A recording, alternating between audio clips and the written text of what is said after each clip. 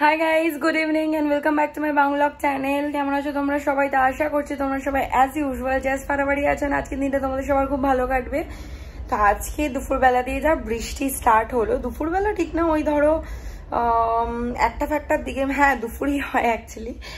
তো জাস্ট আমি রান্না বান্না শেষ করে আমি দৌড়ে দৌড়ে জিমে গেছি, বিকজ আমার আকাশ থেকে সন্দেহ হচ্ছিল যে মুষলধারে বৃষ্টি নামবে। আর একবার বৃষ্টি নেমে গেলে না, কখন থামবে কি বৃত্তান্ত, লেট হয়ে যাবে, সুইমিং যেতে পারবো কি না, এই ভেবে আমি তাড়াহুড়ো করে জিমে গেছি। তো যাই হোক, আমি ঢোকার পরেই বৃষ্টি স্টার্ট হয়েছে।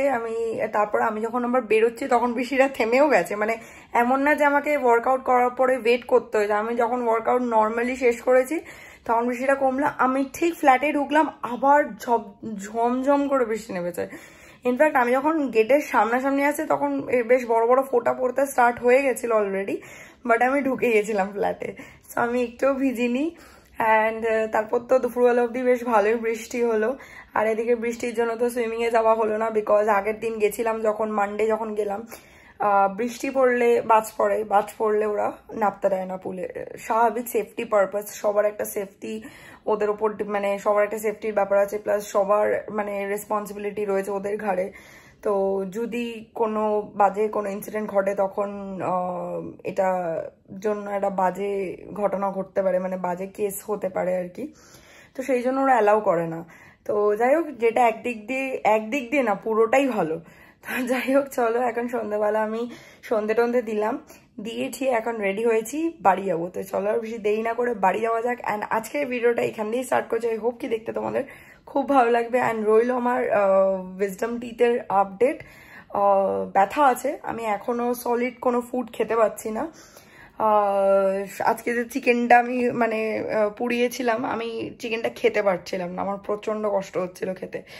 তো মানে যাই হোক, খুব কষ্ট করে খেয়েছি। আর সাথে না, আমি যে ফল কেটেছিলাম ওয়াটারমেলন, আমি একবার করে চিকেন খাচ্ছি আর ঠান্ডা ওয়াটারমেলনটা আমি তারপরে বাইট নিচ্ছি, নিয়ে আমি না এদিকটা বেশি ব্যথা, তো এই দাঁতটার মানে ডান দিকটা বেশি ব্যথা বাঁদিকের তুলনায়, বাঁদিকটাও ব্যথা, বাট ডান দিকটা একটু বেশি ব্যথা। আমি কি একটা বাইট নিয়ে ওয়াটারমেলনটাকে ছিউ না করে এই দিকটায় রেখে দিচ্ছি, ঠান্ডাটা যাচ্ছে অ্যান্ড একটা ভালো ফিল হচ্ছে, আস্তে আস্তে ব্যথাটা কমছে। তারপর আবার খাচ্ছি।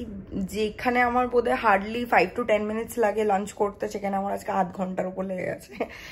তো যাই হোক, চলো আর বেশি দেরি না করে বাড়ি যাই। চলে এসেছি বাড়ির সামনে অ্যান্ড কি সুন্দর লাগছে দেখো।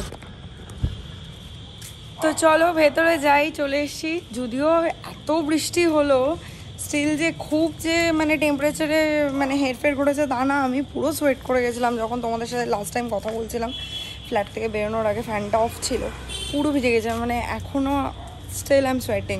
তো যাই হোক, চলো ভেতরে যাই। চলে এসেছি বাড়ি অ্যান্ড এখানে আমি রান্নাবান্না স্টার্ট করে দিয়েছি। বেসিক্যালি সায়ন বললো ওর একটুখানি ডিফারেন্ট কিছু খেতে ইচ্ছা করছে, চট জলদি বানিয়ে দিতে হবে। তো আমার মাথায় এলো এই সময় ভাত ভাজাটা ইজ দ্য বেস্ট অপশন। তো আমি ওখানে চিকেনটা একটুখানি হলুদ, লঙ্কার গুঁড়ো, নুন আর হচ্ছে তোমার রসুন বাটা আর সয়া সস দিয়ে ম্যারিনেট করে ওটাকে অয়েলে ফ্রাই করে তারপরে ওর মধ্যে ডিম ভুজিয়া আর কি। তারপর আমি রাইসটা দিয়ে সল্ট আর ব্ল্যাক পেপার দিয়ে টস করে নামিয়ে নিয়েছি অ্যান্ড দ্যাটস ইট। এটা হচ্ছে আমার ভাত ভাজার রেসিপি। এটা ছোটোবেলায় আমাকে বাবা করে খাওয়াতো, আমি যখন খেতে চাইতাম না, নর্মাল ভাত হয়েছে তখন বাবা আমাকে এই রেসিপিটা করে খাওয়াতো। অ্যান্ড তারপরে স্যারের ডিমান্ড হয়েছে যে আম পান্না খাবো, তো আমি ওই জন্য 2টো কাঁচা আমকে সেদ্ধ করতে বসিয়েছি এখানে।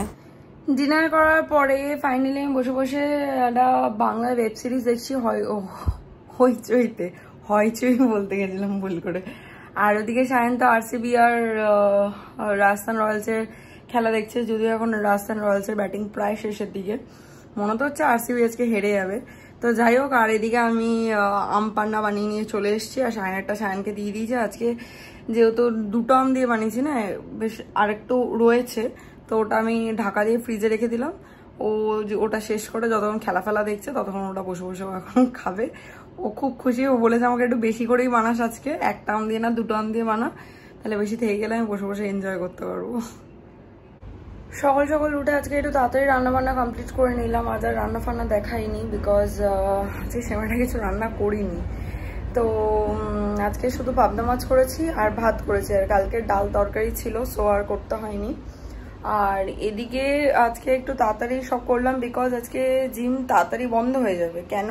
কারণ আজকে জিমের আরেকটা ব্রাঞ্চ ওপেনিং আছে, তো সেই কারণে সবাই ইনভাইটেড।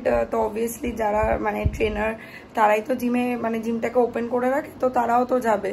তো সেই কারণে জিমটা বন্ধ হয়ে যাবে 1:30 না 2টোর সময়।